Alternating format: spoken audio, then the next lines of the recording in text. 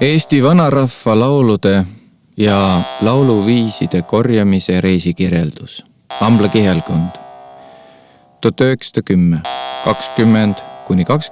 20–29 juuli. Jüri Välbe üles kirjutatud. 20 juuli 1910, teisipäev.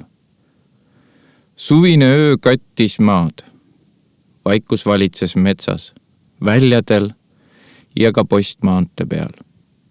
Ma magasin laiuse veneusu kihelkonna kooliklassi toas.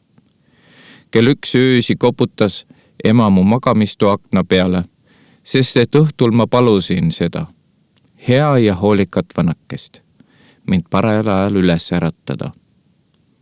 Koputamist kuuldes ärkasin ma kohe üles ja tulin sengist välja. Ma lootsin küll, et suveöö saab valge olema, aga pimedus oli nii suur, et ma küünla pidin põlema panema, et omale riided näeks selga panna. Mu suvituse seltsiline ja kaaskorterilane, Peterburist üliõpilane, puhkas magusat tund ja tema õnnelik olek äratas minu sees kadedust. Tema vastu. Ta puhkab nii magusast ja ma pean ennast sellel vaiksel ööl reisile seadma, et mööda tundmata võerid kohti minna ümber hulkuma. Aga miski tundmus kinnitas mu vaimu ja ma hoolikalt valmistasin ennast teele. Seltsimehe äratasin ma enne äraminekut ülesse, teatasin talle, et praegust hakkab mu reis peale ja tervitasin teda lahkudes, talle head und edasi magamiseks soovides. Peale selle kustutasin küünla, ajasin jalgratta pimedast toast välja ja peagi olin suure postmaante peal, mis maja otsast mööda läheb. Ka laia tee peal ei olnud valgust nii palju, et jalgratta ette vaadates julgelt oleks võinud sõita. Taevas oli tükati pilvedega kaetud ja mõned ainsad tähed tumedalt hiilgasid kõrges sinas. Ahnelt hingasin ma jahedat ööõhku täiel rinnal. Saatsin paar pilku lähemasse ümbrusesse, otsisin igalt poolt liikumist ja elumärkisid, aga kõik oli vaikne ja tume. Kurvad, kuid siiski magusad mõtted täitsid mu meelt. Kõik oli uinumas, elu ei paistnud kusagilt, liikumist ei olnud tunda, aga trööstiv lootus ütles mulle, et hommiku on lähedal. Varsti tõuseb päike, puud hakkavad õrnalt sahisema, linnud hakkavad loojale kiidulaulu rõõmsalt laulma, loomad hakkavad liikuma ja inimesed asuvad oma töö kallale. Tükk aega unistasin ma lähenevast elu äratavast hommikust. Mu mõtted lendasid ligidase metsa taha ja sealt lagunesid üle laia kalli kodumaa. Mu kujutuse suur ja rõõmsat pilti rikkusivad mõned mustad plekid. Nad äratasid mu erkusid, pahandasid meelt ja rebisid mu keha musklit pingule. Tööle, teele. Jõgeva Vaksalisse ma jõudsin parajaks ajaks. Kell 2:45 liikus rong, mis mind Tapa poole viis. Vägeva jaamast pidi mu reisiseltsiline Rosenstrauch ka rongi peale istuma. Ta elas Vägeva jaamast versta 3 eemal. Aga kõige mu ootusse peale ei näinud ma teda mitte rongi peale tulema. Nii sõitsin siis edasi üksinda. Tapa rongist välja tulles vaatasin veel ümber, et ehk pugeb ta kuskilt vaguni uksest välja, aga lootus ei läinud mitte õnneks. Mul ei olnud aadressisid ega kihelkonna kaardi ja sellepärast võtsin nõuks Amblasse sõita, kus mul paar tuttavat ees oli. Teed mööda ühe ja teise ta oma äri üle juttu tehes jõudsin ma viimaks Ambla alevikku. Ja seal lähedal leidsin ka oma hea tuttava, kes mind veel poisikesena tundis, sest et naabrikülas elas. See oli üks väsimata vaimuga mees, alatine seltside tegelane, ajalehtede kirjasaatja ja taluperemees Mihkel Kask. Tema juurde jõudes puhkasin ma kõigepealt paar tundi teeväsimust. Pärast, kui keha sai toiduga kinnitatud ja nõu küsitud, kuhu ja kuidas sõita ja keda otsida, asusin teele. Kõigepealt otsisin Ambla alevis elutseva vanaeide Kuusiku, See oli pealtnäha kaunis priske ja tugev inimene. Juttu ta ajas kaunis mõistlikult, aga nagu ma pärast kuulda sain, olla ta arust natuke puuduline. Võib arvata, et rasked orjapäevad, mis ta mõisat teenides ära oli elanud, ta mõistuse sisse sügava ja ravitsemata jälje jättis. Kõik tema jutustused enne muissest elust ja mõisa orjusest sünnitasid kurba, mõnikord hirmsat ja ka koguni koledat muljendit. Muidugi oli ta ise kõige selle raskuse ja viletsuse läbi elanud. Teiseks, mind pani imestama tema ebausk. Ta uskus kindlasti nõidasid ja nende tegusid ning teadis jutustada hulk ebausklikke abinõusid kõigisuguste elujuhtumiste kohta. Aga oma ebausu kõrval tunnistas ta ka ristiusku kõrgeks ja peaasjalikult austas Kristuse moraaliõpetust. Ta mõistis hukka õpetajad tema välimuse, vagaduse ja meeleliku kurjuse ja tigeduse pärast. Ka nüüdse aja inimese mõistis ta hukka nende kitsiduse pärast ja kasvava soo tembeldas ta väga nurjatuks tema vallatuse ja koerustükkide pärast. Laulusi oli vanakesel meeles väga vähe.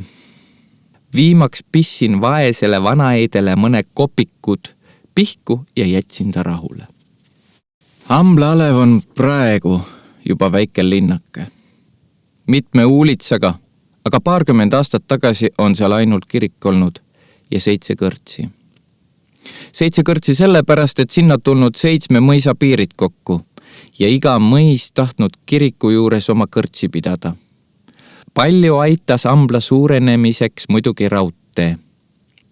Tammsalu, Tapa, Lehtse ja Aegviidu ehk Charles Otenov. Kui rahval sai võimalikuks kergemalt oma põllu- ja karjasaadusi müügile toimetada, siis oli ka loomulik kaubanduse ja tööstuse keskkoha siginemine, kus varaliselt kasuv ümbruskond võis täita. Muisse maade järel asus see keskkoht kiriku juurde, kus kõrtsid juba ennemasti olemas olivad, kuid ikka edene ja elu teeb ju parandust niisugust keskkoha valikule. Nimelt korralt asuvad suuremalt seltskonna asutused raudtee lähemal, sest Amblast lähemdesse jaamadesse, Tapale ja Lehtsesse on 7-10 versta.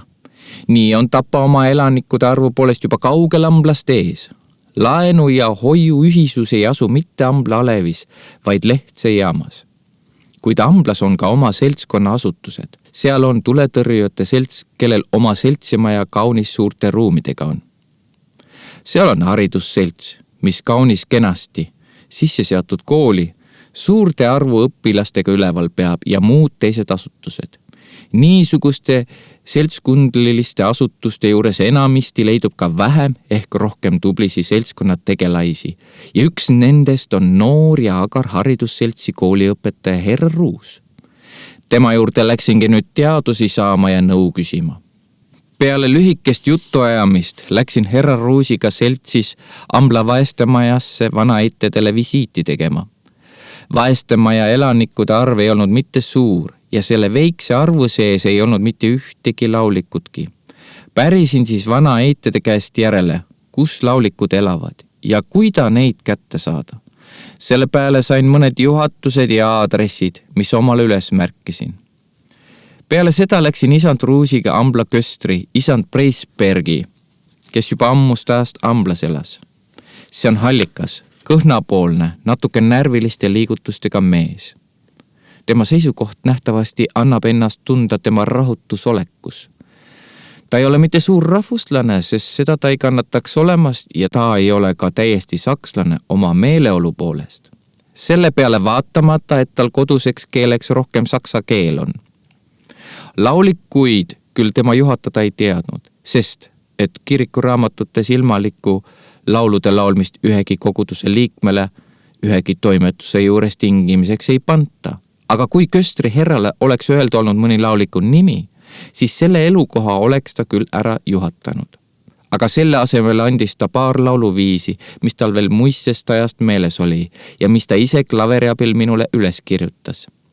Tema lahkus ulatas ka nii kaugele, et meie Herra Ruusiga tema laua taha lõunale asusime. Ühest ja teisest asjast juttu puhusime. Viitsime veel seltsis mõni tükk aega ja siis asusin mina teele, mis Amblastapa poole mind tagasi viis. Teed mooda käisin mitmes kohas sees, kuid laulusid polnud kusagilt saada, kuni Tapa külani. Sääl külas oli paar lauluteadjat vanakest, kuid kahjuks ei olnud neid kodus. Siis käisin Tapa küla koolmeisteri Kleitsmanni juures sees. Jällegi juhatust ja nõu otsimas ja sealt sõitsin õhtuse rongi vasta Tapa jaama. Mu seltsimees sõitis nii, kui ma arvasin selle rongiga mulle järele. Temaga kokku saades jutustasin talle oma tööreisisi lühidalt ära ja siis võtsime nõuks kooliõpetaja Kleitsmanni soovituse järel sõita selle rongiga otse Lehtse ja sealt hakata korjamuse ringiga peale, et siis pärast jälle uuesti Tapale välja tulla. Niisiis istusime mõlemad rongi peale ja sõitsime edasi. Lehtse jaama juures oli meil ees jälle üks tubli mees, kes igatepidi toetas, kes ise ka omal ajal palju vana rahvalaulu sõnu oli üles kirjutanud, nimelt kaupmees Otto Hitzenberg. Tuntud kaupmeel oli oma maja Peatänava ääres, kus ta pidas kauplust. Ta võttis meid vastu lahkelt, et tal aga kohe polnud aega meiega juttu hakata ajama, siis saatis ta meid oma aeda, kus meie seltsimehega nii palju ilusaid ja magusaid marju sööma, et mõlemal kõhud valutama hakkasid. Minul oli iseärani suur kartus, sest et mu seedimise masin juba kevadest saadik ei olnud mitte päris hiilgavas korras. Kuid tänu Taarale kõik kartused olid asjata. Viimaks, kui meie jutud said ajatud, aadressid üles kirjutatud ja lähema reisiplaane valmis tehtud, oli ka õhtugi ligi. Meid kutsuti lahkesti lauale rooga võtma ja peale selle juhatati lakka magama. Magada oli natuke paha, sest ruum oli kitsas, hoolikas peremees lakka heinu väga täis pannud. Aga uni siiski oli magus, nagu see harilikult väsinud reisijaga on.